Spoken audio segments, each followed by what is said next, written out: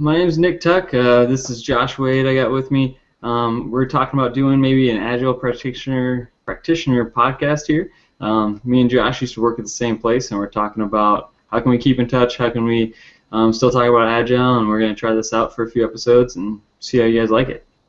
So, Yes, Josh, you sir. picked the first topic. Agile is dead, long live agility. That's an Yes, I did. article I imagine a lot of people have seen at this point. Why did you pick that one, or why did you think that'd be a good one? So I just started a new position in St. Louis. Like Nick said, we used to work with each other in Nebraska, and I moved back home.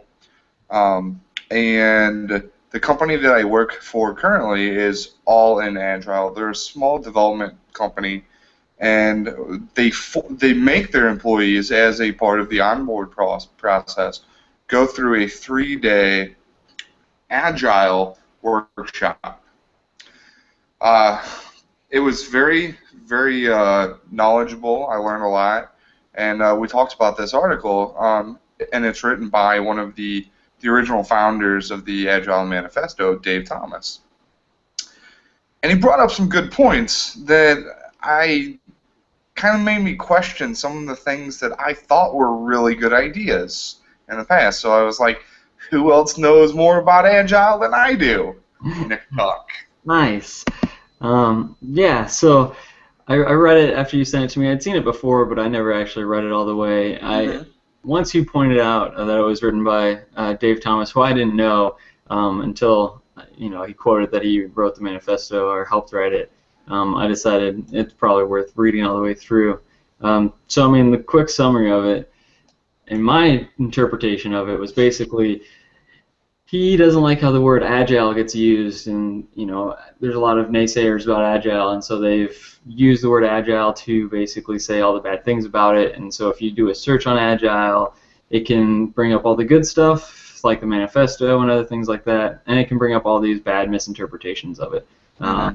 And he really gets into the nitty gritty of just how the word agile is used, like grammatically incorrectly. So we're doing agile doesn't make sense. So it just bothers him. But then it also just aids to the misuse of the word and the intent. Looking through some of my notes here, he makes some suggestions on getting back to the basics of what agile meant, and a suggestion on getting rid of the word agile and going to the word agility, with the hope that they wouldn't be able to misuse agile. So vendors and other naysayers wouldn't be able to misuse it as easily, because you won't be able to say we do agility, which we do agile sounds silly, but we do agility sounds more silly. So hopefully it'll be basically a new term for people to find and find all the good stuff on. That's how I interpreted it. So one thing that I did notice, and I went back and looked at the manifesto, and I don't know. I would assume it's the same Dave Thomas. There is a Dave Thomas on the signature pad of the manifesto, and he brings out some good points, some of which you and I have dealt with directly. One of the number one line, the first line on the manifesto, is individuals and interactions over processes and tools. And that got me to think about the first big project you and I did together. Is a tool to help companies do Agile better.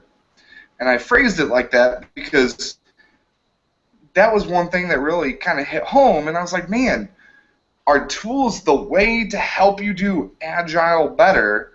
So that was one of the first conversation or talking points I wanted to bring up. Yeah, I had the same comments. I'm trying to find where my notes were, but basically, out of the four things, could tools help? I mean, clearly there's going to be tools, there's going to be vendors, right? So they're going to get involved somehow. So what tools today do help, what tools don't help? What are the most popular tools that people probably go to that aren't actually helping? And then what other tools we could think of that would actually help? Like what doesn't exist that probably could help? To And me, is there a way to reduce the amount of tools by just having more interaction for the individuals? right. So What are the most popular tools? Did he? I don't even remember if he did he quote any tools that he had problems with, or he just said in general there's a He lot of. said, yeah, he said in general, like, it seems like everybody wants to find the next cool thing to help you. And I keep saying it like this, do Agile better, because that was another way, thing he talked about is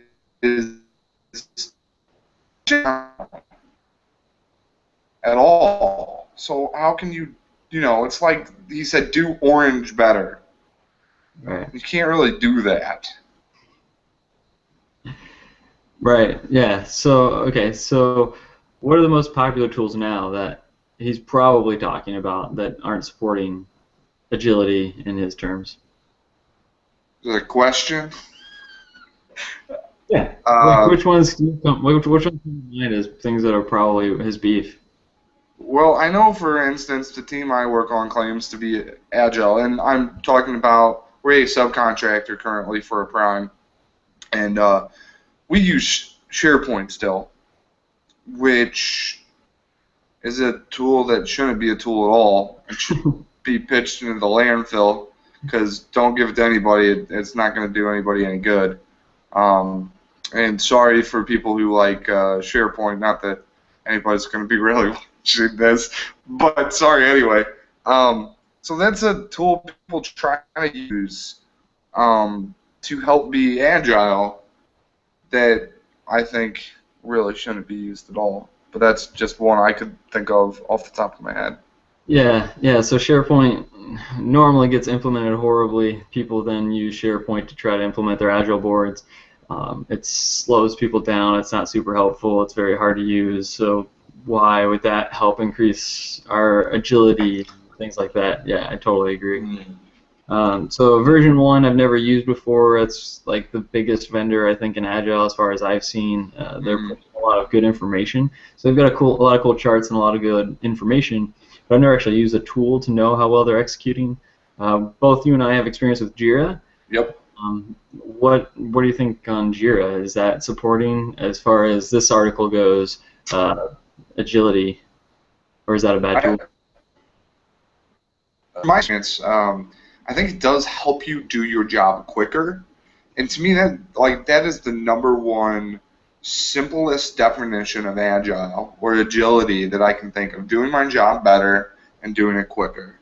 And so something I agree that we do have a reason for tools that can help us accomplish that goal. And I think that is one of them.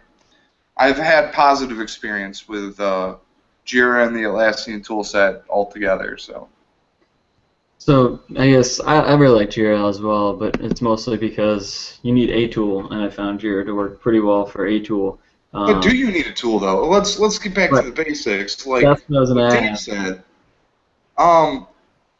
You guys at your previous job put up a whole bunch of white paper on the wall and used sticky notes. Right. How is that not more agile, or it helps with your agility more than Jira? I mean, you're relying on sticky notes and white paper and pens versus a server, clustered server running, a suite of Jira or Atlassian tools. What can be done quicker? Right, so it's interesting because I do actually like the physical board in general as far as a team structure goes, and team facilitation, because the team can see the board better. They can see what's happening on the board a lot quicker. So we know when things aren't getting done. We know who things are assigned to right away. Like, it's always there. And so as far as team facilitation of a sprint goes, I think the physical board, for me, in my experience, has always been that tool that facilitates getting things done and understanding where you're at. On the flip side, though, on the last team I was at for 2 years, a lot of our retrospective items we weren't super clear on the story. We thought we knew what we were doing going into it. After task breakdown, there was a lot of disagreements toward the end of the sprint that we realized people weren't on the same page when they implemented it.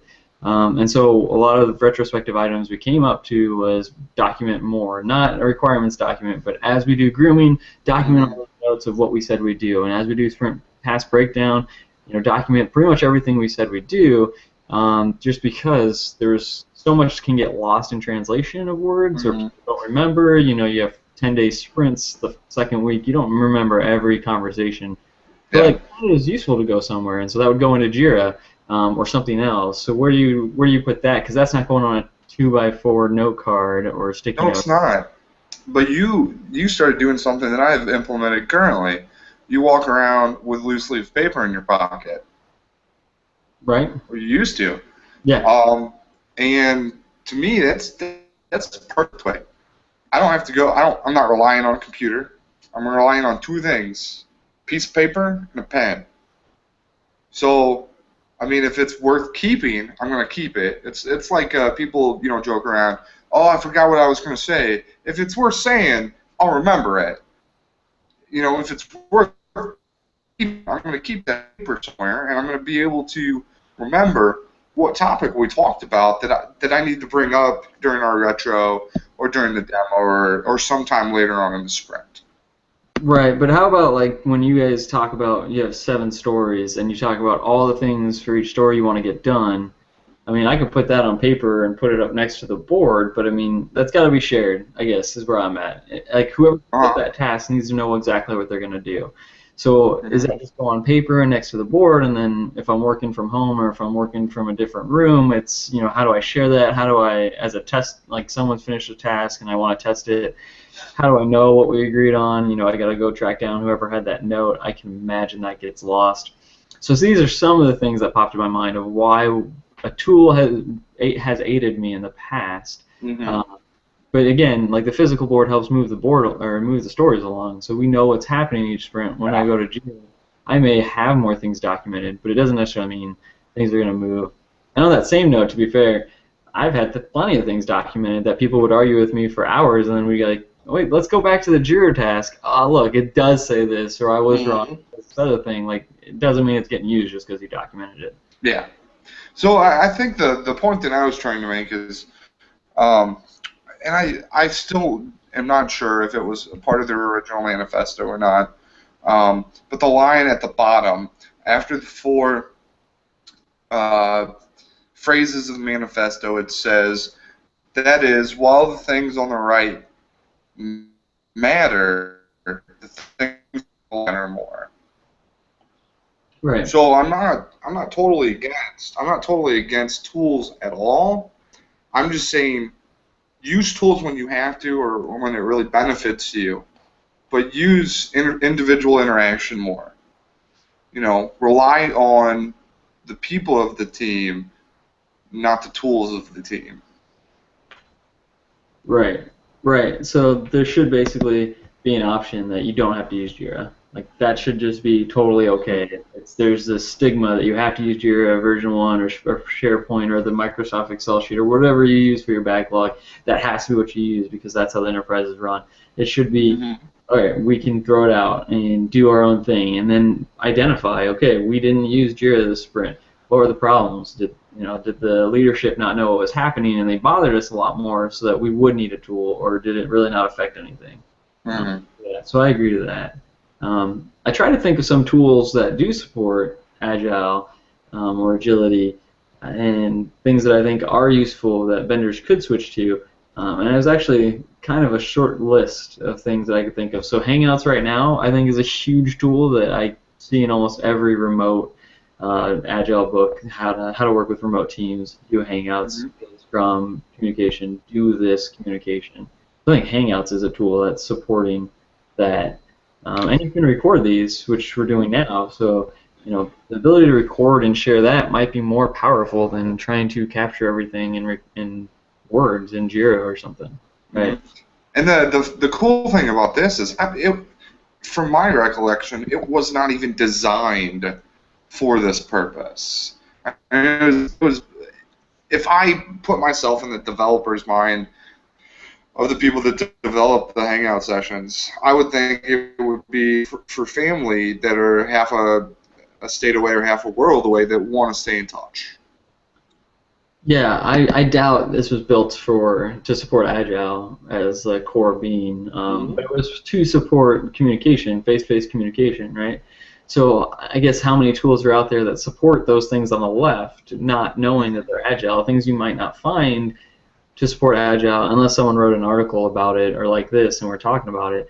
It's not going to be an agile vendor thing. Mm-hmm.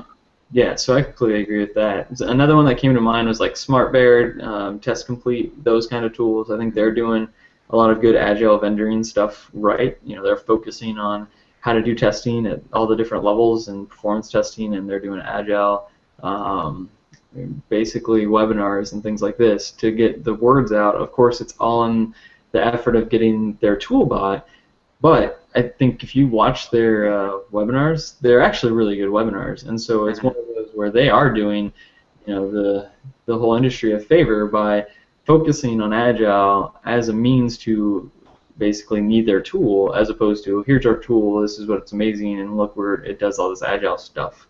Mm-hmm. That's one company that I think is doing well. I like Jira. I don't know that it actually did Agile that great with the Greenhopper plugin. I think it was very poor to support the core Agile stuff. But I think their Greenhopper team switched to, or started doing Agile, and you can actually see their stuff. You can see their sprints, and I think it's gotten a lot better over the past few years. Yeah. Yeah. What else we got on tools that we can think of that helps things on the left?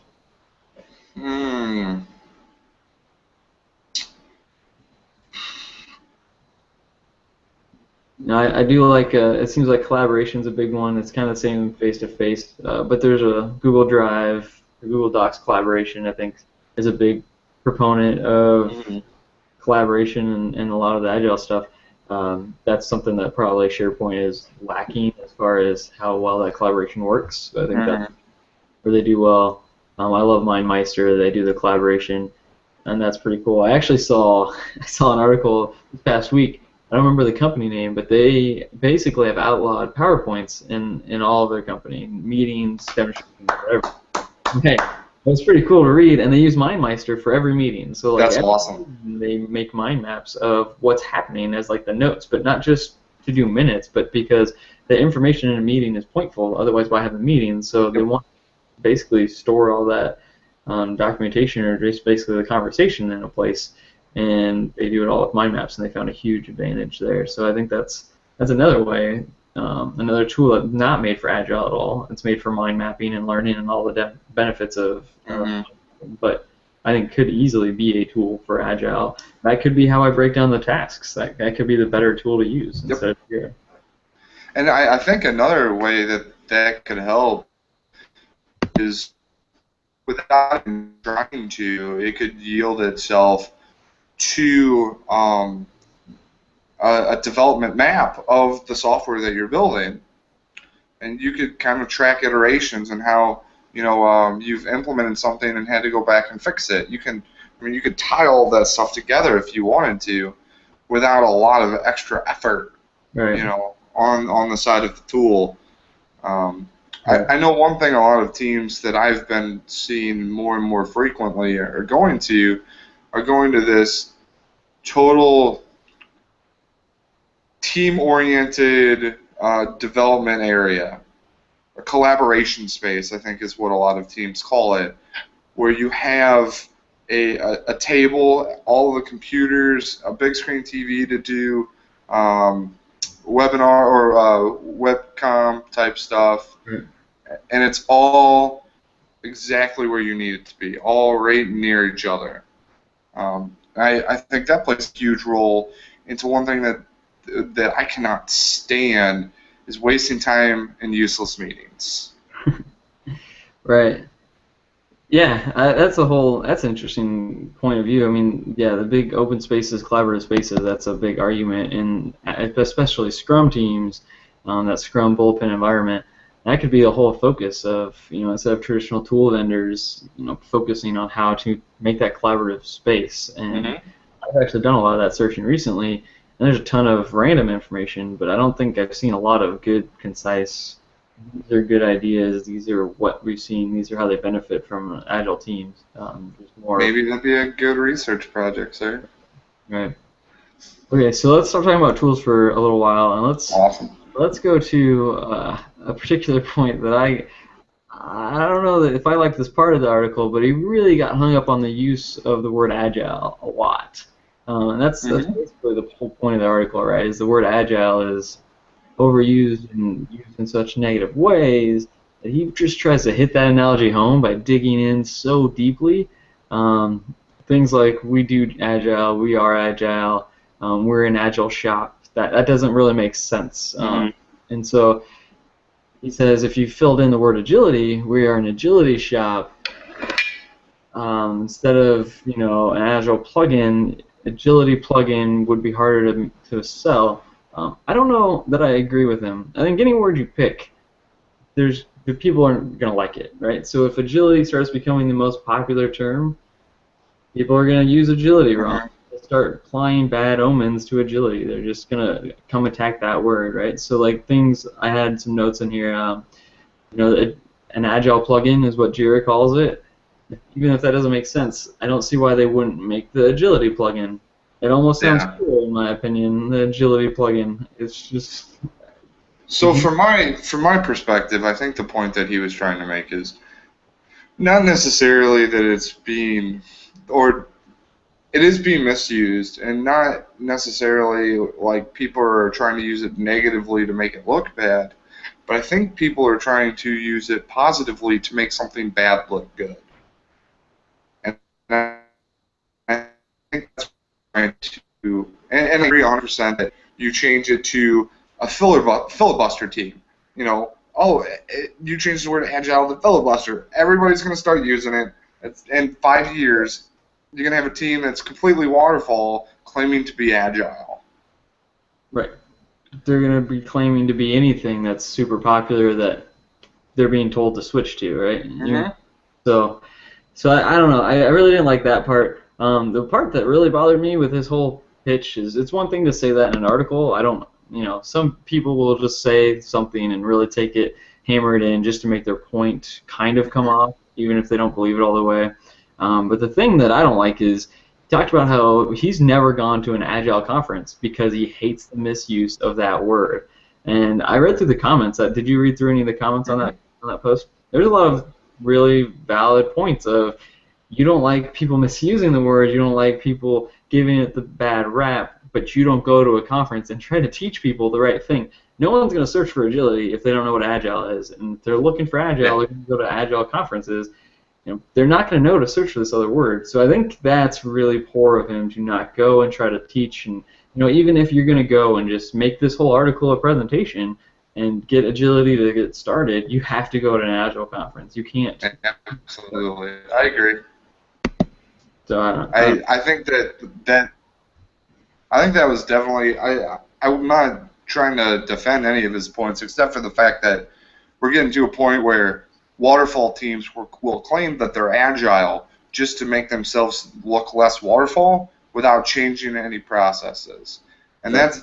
that's one thing that bothers me is we are getting a little away from the four fundamental definitions of agile, or the four, I want to say principles, but I can't because we have 12 of them. Right. Um, Four cornerstones. There we go. Cornerstones of Agile.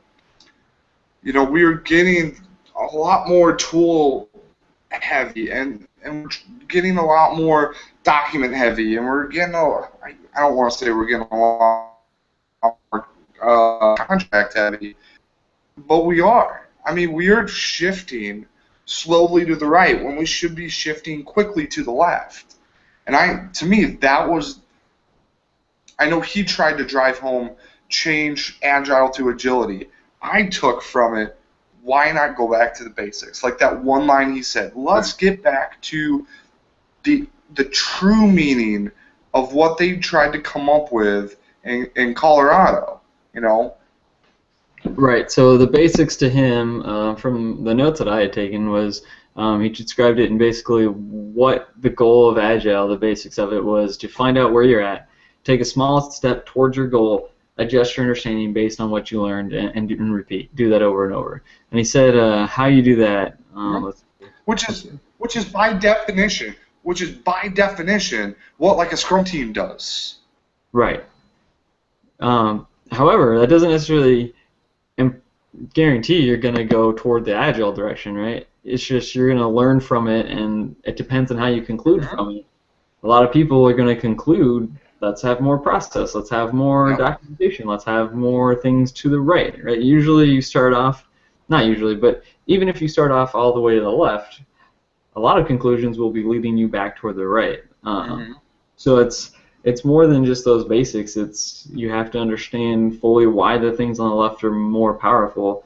And to me, that's actually the bigger problem. Is they make the claim that the four things on the left are more powerful than the things on the right, and it's usually not well.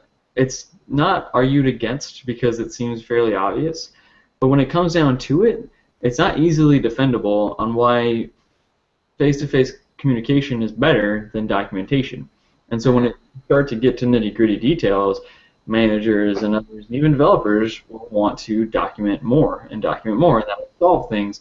So it's really hard to say why is the things on the left more powerful. Like, you can't just tell us that and then now we know to make decisions on it. Like, I think that's helpful, but potentially what we have is I need to know more. We need more knowledge on those things on the left, so when we can make the decision of going left or right, we can assess, oh, here's all the benefits on the left.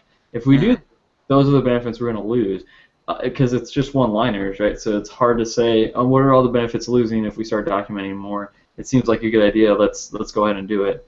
You know, and the Scrum Master is supposed to do that, but I find Scrum Masters, they don't know everything. Like, they can't know everything. Some of them know nothing.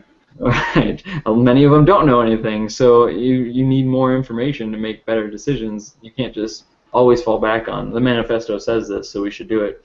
Especially because there's a lot of people in Agile that don't believe everything in the manifesto, even though it's so small. And so, well, I think that, to me, though, when I first read the Agile Manifesto and when I first really kind of taken it to heart, I realized, to me, it's not necessarily telling you go with all the stuff on the left. Or I didn't take it like that. I took it like what Dave Thomas said. Work a little bit. Iteratively try to get better at whatever you're doing. Wherever that leads you, get better at it. Don't try to get worse. Don't try to stay the same. Try. Because if you don't try, you're not going to get anywhere. Even if you try and fail and revert to where you were, you've learned something. It took Edison over 2,000 times to try to make the light bulb, but eventually he succeeded. You know, I think it's Roosevelt that said, this is kind of a long quote, but it's one of my favorites. It is not the man, or the credit, or it is not the man who points out where the strong man stumbles or where the doer of deeds could have done them better. The credit belongs to the man who is actually in the arena, whose face is marred by dust and sweat, and fights valiantly, and errs and comes up short again and again, who spends himself in a worthy cause, who at best knows the triumph of high achievement, but who at worst, if he fails, at least fails greatly, so his place will never be with those cold and timid souls that know neither victory nor defeat. And to me, all that says is keep trying to do better. Even if you fail, don't give up. Keep working. Memorized? Yeah, I'm looking at you right now. I don't have anything. Well, it's interesting because I completely agree with you in that it should be trying and learning. Yeah, and that's what he talks about. And actually, he makes a point that I actually try to make more often is he says part of those basics is basically when faced with two or more alternatives, especially when they roughly deliver the same value, take the path that makes future change easier. Yep. And that's an interesting point that I don't think a lot of people easily embrace. You know, no one's, again, it's almost like a perfect fifth part to the manifesto of, well, clearly that's a benefit, right? If it's easier, then we can change. If it's easier to change, then we can always undo it or do something else later. But when it comes down to it, when you're arguing for, well, should we do A or B, you're going to argue in the details of A and B. Two people or three people are going to have really strong opinions for both sides, and whoever's loudest or happens to make their best point on that day is the decision that's going to get made. I don't normally see, well, what's easiest to change? Let's pick that one as an Hmm. argument. Like, that's an interesting approach that I have not really seen happen of Hmm. making decisions based on how easy they are to change. Yeah, absolutely. One of the back in college when I took my robotics class, we watched a video on this robot that was basically drawing a square repetitively, and it was kind of interesting because you think doing one thing over and over and over and over again should yield the exact same results. Well, this robot started getting off a little bit and off a little bit and off a little bit, and eventually it was basically not even near the square, drawing a shape completely different. And I I kind of take that to heart now when I explain agile and the agile process, and I hate to use those two words simultaneously because we're trying to go away from processes and tools, but I always say, well, it allows for corrective change more quickly. What are you correcting doesn't matter. The ability to adapt and change quicker in any direction is a valuable asset, and that's why I think to me the fourth cornerstone of the manifesto is my favorite. You know, respond to change over following a plan. I think is the line. So Right. to me, like that should be number one. It doesn't matter what change you're responding to. It doesn't matter what direction you're going to. If it makes what you're doing better quicker, that's positive. Right. Yeah, the like on all these notes, one thing that I had as a basic that I would almost want to add is um, the first thing you should plan for is change, not perfection. Hmm. And it goes to the kind of his point. Is you should pick the thing that's easiest to change, maybe slightly differently. You should at least have a plan for change, because so often most of our plans we don't have a whole lot of mitigations, especially going agile. You kind of don't do all the mitigation risks and don't do all that upfront planning. You take it sprint by sprint and change as necessary. But you don't necessarily say how are we going to change? How are we going to plan to change? You just say, oh, we'll have retrospectives every 2 or 4 weeks, and then we'll Yeah. have changes after that, and we'll wait till then to figure it out. And that's not bad, but you should also plan months and weeks ahead of time for things to change. Otherwise, you're going to always be behind. You're always going to Yep. miss deadlines. You're not going to be open and up front. Yeah, so I agreed with some of the points he was leading toward. I don't know that it hit him home on that article because he hit so much on the wording. Yep. Which I agree with you. I think it's the least important part of the Right. entire conversation. But one thing I was explaining to a friend of mine and a former schoolmate, and I said, in waterfall, you have the potential of being, let's say, 2 years off. By the time you finish the uh, the software,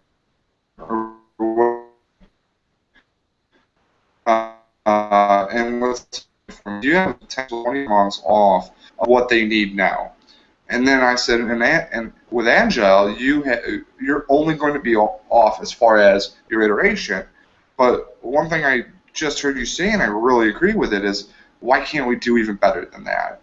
If we're planning for change and we're anticipating it, why does it need to wait until the retro to be able to to change?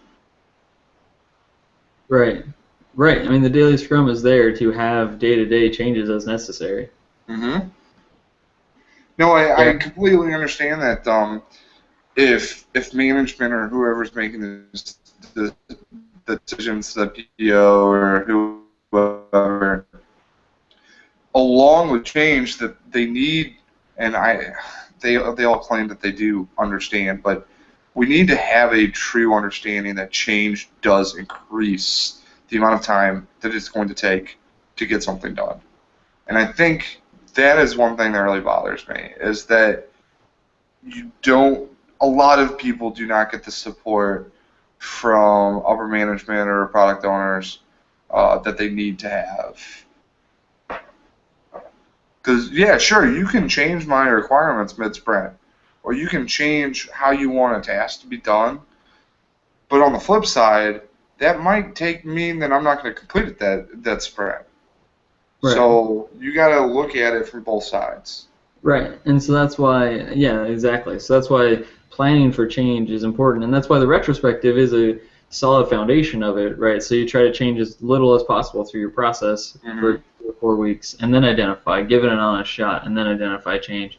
And the same goes for the software. I mean, the software should be actually built before you identify if it was good or bad. If you literally change your mind a week later, you haven't even given what we all talked about a shot. So let's deliver it, let's see what it's like, and then decide to change it at that point after we get real feedback on it. But yeah, mid-sprint changing directions is extremely bothersome to me because it seems like it happens so much more often than I expected. Because I mean, a lot of, especially government contracts, they're not like you're delivering every 2-4 weeks. So what has really changed other than just mismanagement and misplanning? So he talks about if we switch to this word agility, if we decided... Unfortunately, you can end up... No? Okay. So he says if we switch to agility, if we switched the word anything, we would want to protect it. And he talks a little bit about it. I don't remember if he gave... Let's see. Protect our investments. What we do trumps what we call it. So he does acknowledge that the wording thing isn't really the important part. He says good words help us communicate effectively. So he does say how we refer to it is important, but I think he's talking about more than just agility at that point, just how we talk about it going forward. But he said, yeah, he doesn't say how we protect it. He just said let's protect it so that it'd be safe and we get our point across. And I was curious what came to your mind when you read it. Did you go, yeah, let's protect it, let's do X, Y, and Z, or did you go, that's probably not going to happen? Like, did we not protect it the first time and we lost, or did we try and it's just not really? That my first question is, what did we do wrong in the first iteration with Agile that we could do differently? And right. I think the problem is we're trying to fit some square pegs in round holes. For instance, I want to do some more research, but I was talking to a gentleman that works in the company that I do, and it sounds like here in the next few years they're forcing government contracts to be more agile. Right. It's like this 8,500 rule. I'll do some more research and get back with you on that. But I've noticed a lot of very waterfall-y processes try to get shoved into what someone thinks is agile. And we both worked with a team that I won't mention, but they were completely waterfall, and they tried to complete things in an iterative fashion, which full kudos to the guy that was trying to do it. I mean, he was working really hard at it, but that's trying to say I am going to go skydiving without a parachute, and I've only taken one lesson, but I'm going to bring this trash bag with me, and I'm going to make it work. He'll learn quickly. Right. Yeah, or die. Right. Then it won't be a problem ever again. Exactly. So, yeah, I mean, did you have any guesses? And I'm not sure. I mean, I'm very skeptical of the whole word and protecting things. And you search anything, even things I'm against, you'll find really positive and really negative things about every single word. So how do you know what agile is? How do you know what the next word will be?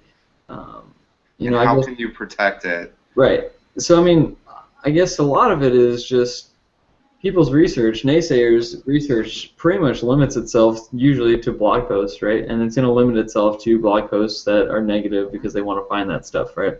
There's a lot of blog posts that are good and bad, and so that's just with anything. You have to do due diligence. And I guess I haven't really read negative Agile books. I know there's some that I've seen not suggested as heavily, but if you look at like the top Agile books, if you do a search for that, the top books on there are solid, right? You're going to get Succeeding with Agile, you're going to get Mike Cohn books, Sutherland books, you're going to get people that know what they're talking about, Bob Martin books, pretty solid books from those lists. So, you know, if someone's going to do research via reading a book, which is fairly popular, although cumbersome and time-consuming, I feel like that's not actually that bad. You don't know anything about that, do you? so I'm not sure, you know, what can be done to protect a word.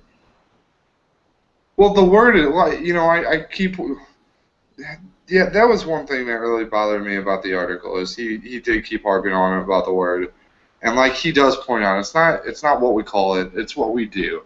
And I think that's what we need to protect. Not this word agile or what he wants to call it agility. We need to protect the processes that we're learning. And protect is the ability to change our processes, the ability to adapt, to become a live entity as a team that can change, that basically grows and does things differently than we used to. And I think that's what we need to protect. We as developers need to stand up and say, hey, there's some smart ones out here. You know, we're not ignorant. Let us try to do our job better, as opposed to just getting stuck cube and here write some code that does this. And that's basically your entire job. So that's what I got out of the article. I guess I should try to interpret it from a perspective of not really knowing what Agile was. Because it sounds like a lot of this is he wants people to be able to find the right information, and so you can't really know what that is. They don't know what they're looking for, right? So how do we protect that explanation of what Agile is? How do you not overwhelm it with focusing on planning poker as the first article that they get, but it gets them to the manifesto, and it gets that responding to change and plan for change is some of the first things that they learn about when they talk about Agile. Like I really just don't know how to effectively get those ideas across, because Agile, unfortunately, especially Agile, it gets a little better with Scrum and Kanban. It's very, very general. It's not helpful in identifying what do I do. So if someone's tasked, like you said, from the government to go do Agile for your project, you don't know what to do. You're going to search for it, and you get the manifesto, and you go, okay, great, I can't control any of those, right? That's the team level. That's the people problems. I can't control people problems. So how do I do that? What's the best way to effectively get these points across? And they're going to start searching, and you're going to have to basically look up tons of things that's going to start weeding you down to those articles where they say, you should put it in SharePoint. SharePoint's an amazing tool, or version 1's going to come up. And they're going to spend $700,000 on version 1 because they've got really cool stuff, and they look like they know what they're doing, and if you use them, you're probably doing it right because there's a tool for everything. I mean, that's really tough to get across. One note that I had, I tried to look for the book and I couldn't find it. I'm not even sure if it's a book. I don't know where and how I read it, but when I was first learning about Agile and Scrum in particular, I stumbled on a book that I swear was written by Sutherland or Schwaber, one of those guys, and it was like 5 or 10 years of their experience as a Scrum Master, and it was awesome because it wasn't, this is what a Scrum Master should do, this is how amazing. It was, here's the job I was at, here's a project, here are the teams, here's the personalities, changing the names of the people, and this is what I dealt with. This was a hard situation, and these are the things that I went through. These are the things that I tried. And that'd be an awesome read. And I honestly found that as amazing because when I read the Scrum process, it was very high level. It was hard to wrap my head around how would you do those things. It seems like a great idea, but if I can't foresee how to do it, I'm not going to go pitch it. And so I read that, and it was amazing. The best part about that book was got fired, I think, 2 or 3 times. He's like, Really? master. If you don't almost get fired, you're probably doing it wrong, right? Yeah. Well, you're protecting the people at the bottom Right. by having the rights that need to be had with the people at the top. So 100% agree. If you're not in the hot water all of the time, unless your team is perfect and you have awesome management, well, which both of us know never happens, or it happens very infrequently, you're doing your job wrong. Right. Well, and it was an awesome book because it wasn't just about, and this is why it's coming, I'm almost certain it was from Sutherland, because it wasn't about necessarily the developers either. It was literally about the product. It was always what's the best decision for the product. And 90 times out of 100, the best decision for the product is letting the developers do their job and doing the right thing. But like one thing that sticks out to me, and I don't remember if this is one he almost got fired on or not, but he talked about how they had this core developer that worked way too often and in the essence of, and way too much in the essence of stable pace and all that and not working overtime. He pretty much forced this guy to take this vacation, right? This 2 weeks, no technology vacation. But it was right before like a 3-month release kind of a thing. And Holy they cow. couldn't get this thing building. Like it wasn't building, but they needed to deliver based on all the advertising and other planning they had. And this guy, no one wanted to call. Like he's the only guy that worked on it. They knew there was problems they needed to fix, but they didn't get that far in the team to get more people on it. No one could fix it. So he couldn't, and this guy didn't bring his phone, but he knew where he was. He was camping out in some log cabin. He got a hold of like the police department in the town and told him roughly where to drive to, and they took a cell phone there, and like they got this guy out of the cabin from the cops. Like he freaked out, and he's like, "Hey, how do you do this one thing with the database?" And he's like, "Are you kidding me?" And like, freaked out. Like he's like, "I am all the way up here, and this is what you did." The guy, like, he wanted this Scrum Master fired. This is ridiculous. Like, you tell me to take a vacation and you have the cops come get me? Like, this is insane. And I loved it because it was what makes sense for the product, right? You know, this guy's on vacation. I get it. I think people should take vacation. But if they literally have no way forward, you're going to spend 100 hours of everyone's time. And if this guy can answer it, which he did in less than an hour, Wow. I think that makes sense. And it's pretty much always what makes sense. And so, to me, when he talked about protecting Agile and what it means, I think these real-world stories can go a long way of, look, it's not following the plan, like you said. It's adapting, but it's adapting in the right ways. He says, this is what I weighed. These are how I made the decision. And that really helped me understand, you know, it is always different, and you always pick based off these different criteria, and you try to relate it back to the manifesto every time and go, look, this isn't really me being amazing and having these phenomenal ideas. This is me keeping in mind all the reasons why we chose these things, and this is how I applied it. Exactly. I think more of those could be helpful. I think Mike Cohn gets a lot of crap for his blog because he's wishy-washy all the time. He says one thing, and 6 months later he says the other. But isn't that kind of the definition, or not definition, but in Agile, that's allowed. Right. We should allow that. We shouldn't just beat somebody down for changing their opinion. If I'm full-fledged, oh yeah, let's do X, and 5 days later I find out X is the worst idea in the world, I'm going to be full-fledged against X. But right. Unfortunately, X might work awesome for you. Right. So as Agile developers, we need to realize just because somebody's saying this is a bad try doesn't mean I shouldn't try to do it in a process.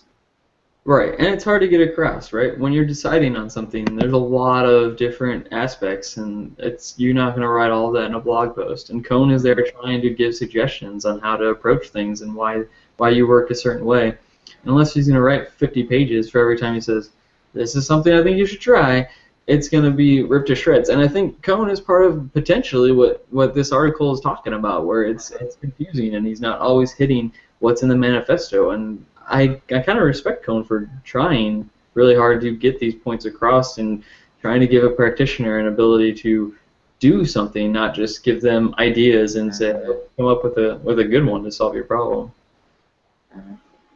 So yeah, well, I kind of took the manifesto or this article a little differently actually. I took it where it's complaining about how many people are who are saying that they are doing Agile while not doing Agile, and it is ruining the concept that Agile was supposed to be.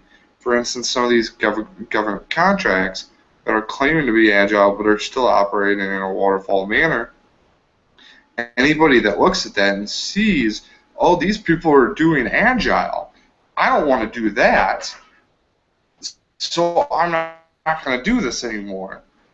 To me, that's what Dave is talking about when he's saying protect the word, because that in essence is ruining what I believe this stands for, and that is to make a better product quicker that meets the needs and requirements and wants of the customer.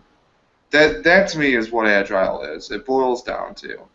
And unfortunately, some of the groups that are claiming to do Agile are really taken away from that production.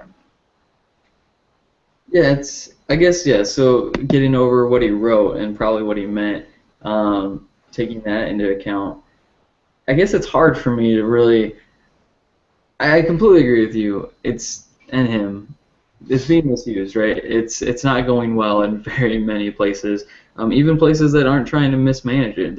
It's not like they're deliberately trying to do it and say that they're doing it one way and do it something else. They just don't know any better, right? So it's very awkward to go, if it was better interpreted, if it was better spread out there, that people would do it right, and the way it was intended.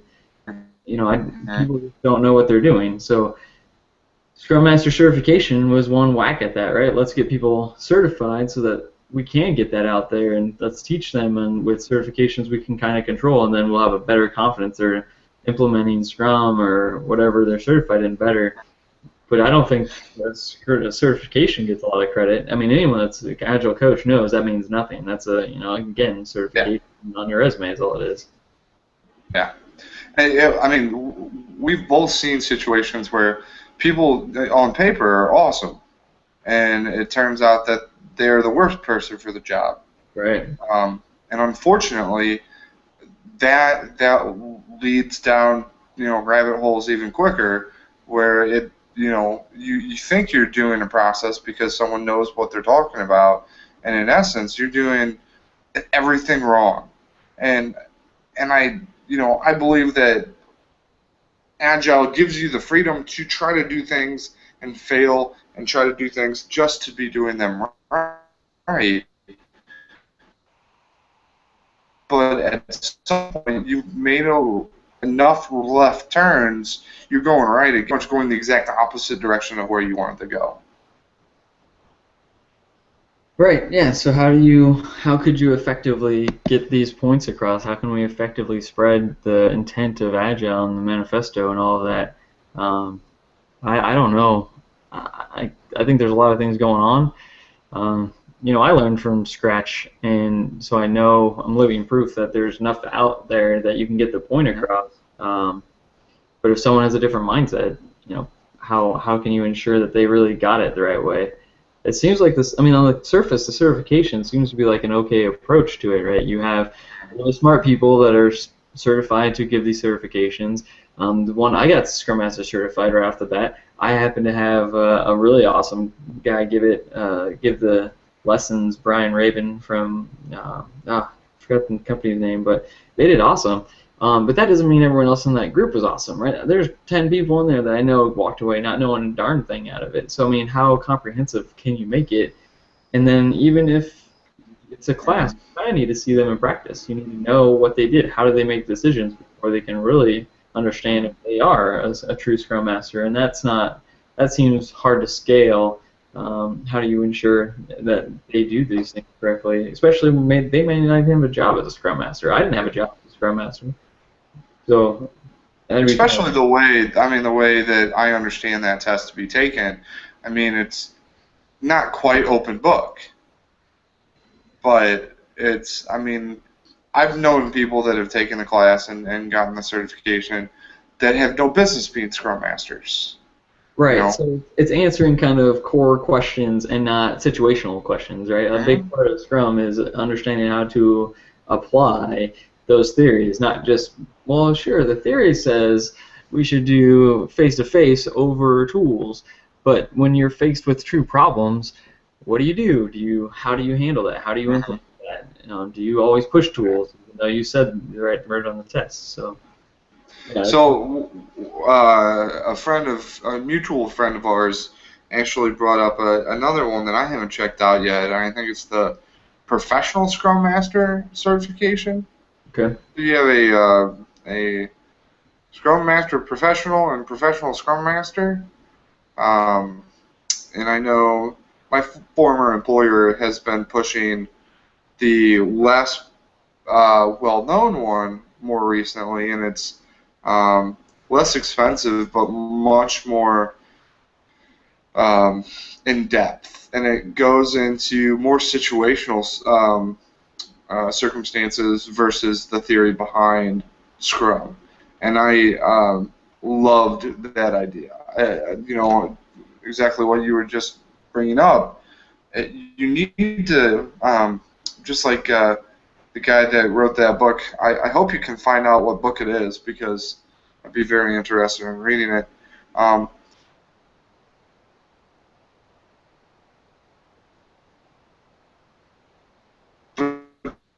did you do with situation X? What did you do when faced with situation? And I think that even if I don't choose to do the same thing you do, I'll know what one of my options is. And you can tell me how it benefited you or how it negatively impacted you, and I can take all of those things with a grain of salt, and I can make up my own mind and make my own decision and move forward from it.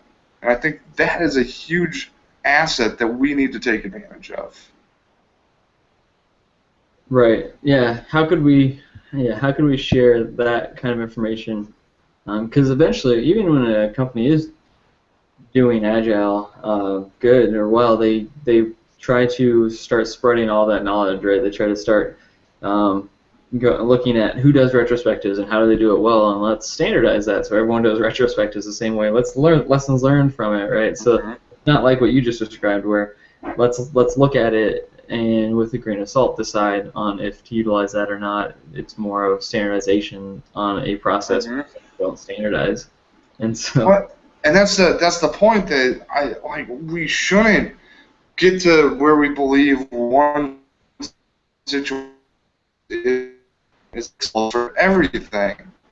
Understand that it is a growing, like an organism that lives and breathes and changes and adapts. Because if we just developed a process and stuck with it, what's the difference between Agile and waterfall? Right. So yeah, that was just I was like, man, that's like a perfect thing to try to get away from and try to start doing better. Right. Yeah. Did you have any other notes on the article or any other points to bring up? We've covered most everything that I had. The only other notes I really took was what other words that we should abandon, if not just Agile, if we should start abandoning Scrum Master, Product Owner, Developer, Tester, QA. I thought that might be a fun thought experiment if we agreed on getting. I think I like stakeholder better than product owner, and maybe they're not synonymous. Maybe you need both. I don't know, but I like the idea that the person that is making the decisions, or not necessarily making the decisions, but prioritizing the work and having the interaction with the developers and the Scrum Master, isn't some managerially picked Joe Schmo. It is someone that has a true stake in the software. And I love that idea, because that's one thing I really see a negative, or I see a lack of communication that us developers are faced with, is true communication with the customer. I don't know about you guys, but I've never talked to one of our customers, ever. And that makes developing was going with that tangent, but I guess I was going with I like stakeholders better than product owners if you can choose one. Well, yeah, I mean, so we don't. I'm unfortunately in the same boat. I don't get to talk to my customer. Product owner is something that's. I like the just quick definitions of product owner, like the summarizations of it, because I think it gets actually to the core of the intent very quickly. One that I liked a lot was the single ringable neck, and it's basically the product owner's job for the success of the project. And so, I like that, in that, like you said, you want him to be a pig, is what you were describing. You want him to be involved, him or her to be involved, and be part of the team and be responsible for if the project is successful. If it's just treated as a customer, or it's just treated as someone that you go and consult every once in a while, that's not a product owner. Yep. Right? You need someone that if this project fails, they will get blamed, not for the sake of blaming, but for the sense of responsibility that they owe to the team, to the Scrum Master, to the product, to the users, to the money being spent on it. Someone is taking responsibility of that. I don't know if product owner is the best term. I've never really thought about it. Scrum Master, I know, gets brought up as an undesired term because the word master implies some managerial top position over everyone else, and then made by those people as opposed to by really smart people that can effectively do the job. Facilitator comes up a lot as a potential replacement to Scrum Master. I think Scrum Master came from Scrum. I think the actual rugby. Yeah, it did. Maybe it's time to abandon the analogy and just say that's where it came from. But developer, tester, QA, I would love to get rid of those words. I think they. What would you use instead of developer? I was going to say, I think I've heard him called as Agile team member, right? They're the Scrum team member or the Agile team member, or whatever you want to call them. They're just team members. And at that point, because they're cross-functional, right? So they do. I love that idea. And so saying that they're developer and tester and QA is just defeating the entire purpose, right? But it's hard to say, like, when we're hiring, say we've got 6 guys and we need more people to get done. We want to get more stuff done, right? We want our velocity increase, and the team agrees on we need another person. Who do you hire? Of course, you can put cross-functional person on a resume, but you're eventually, or not a resume, but a job description, but you're eventually going to say in there, we want someone focused on development, someone focused on testing or QA or integration. You're going to put these as desires, and you're generally going to be focusing on one to hire. So. But even though we should all be generalized specialists, general specialists.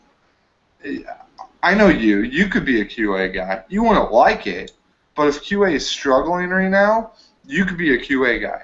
You could put on that hat and you could do that job. Right.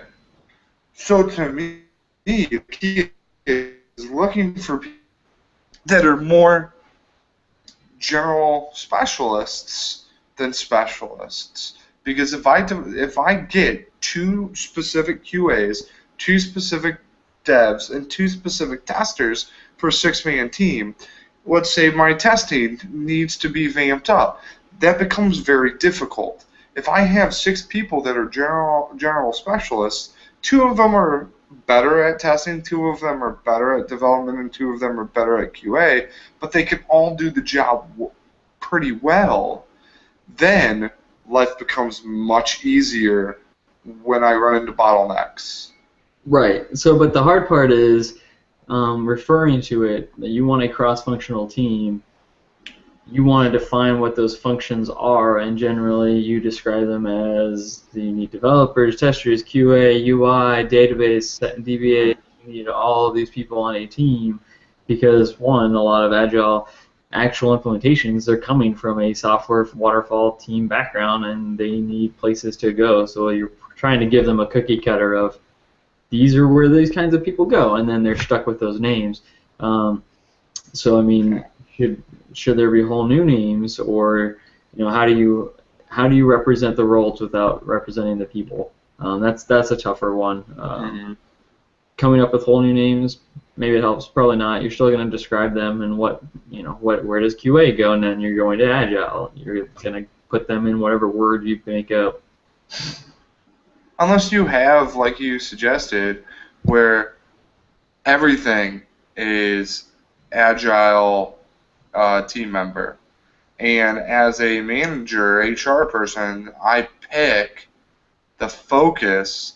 So let's say I already have 3 guys that are strong dev, 1 guy strong test, and 2 guys that are strong QA, but everybody can do every job. Then the generalized specialist that I'm going to be focusing on, maybe he can pick up a little more slack on QA than anything else. So even if we call them agile team members, that gives whoever is applying for the job the ability to say, hey, I'm not just going to be sticking with testing, or I'm not just going to be sticking with dev. I'm going to have a chance to do everything. Right. And then when the teams, I mean, a good part of that could just be the team be involved whenever they want to hire someone new, right? So you don't say I'm hiring X, Y, or Z. Just the team needs to be involved. These are the skill sets we're looking for. You don't make it that clear and stated. Just because you don't want to hire someone with the intent of you will be the tester for this team, you're going to be the design guy for this team. That gets away from cross-functional teams, right. Which I mean, and I think that no matter what, teams should be involved in the hiring process. I think that's a very good practice and should be implemented a lot more. And I don't understand why, because they have to fit in well with the team. I agree.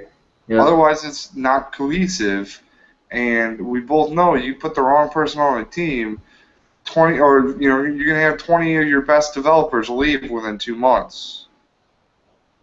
Right. Cool. So. Anything on the article that we haven't talked about? I don't think so. I think we hit most of the points. I also agree that him not having attended only one, Agile conference in the last 10 years, 15, or it's been 10, 12 years. Makes it a little more difficult to weed to his ultimate, or understand what his ultimate goal of the article was. Right. That's why I didn't read it as if I was trying to find what he wanted me to hear. I read it as, how can I better myself? How can I live the Agile cornerstones to adapt myself better, to help myself do a job better? And I came up with some things that I like. I came up with some things I loved, and maybe they had nothing to do with the point he was trying to get across. But being able to change and adapt and respond to change, I think, is a very good way of going into reading blog posts or articles or books. Right. So. Cool. Yeah, awesome. So yeah, I think this is a good pick for sure. I think I've seen this over and over, I think, before his article. A movement that we'll be interested to see. I'll be curious, the first article that comes out that is not Agile, that says this is how to work it with agility. Agility? Yeah. We'll have to bring that up when we first start seeing those pop up. There's probably ones out there. Again, I just don't look for the misinterpretations. But well, cool. So we'll need to find the next topic. Okay. You guys have any ideas? Any of the watchers, do you have any ideas? Put a comment down below. Send us a message. Absolutely. For what we're going to want to talk about. Anything Agile, developers, we're really open. So thanks guys for watching, and we'll see you guys in the next one.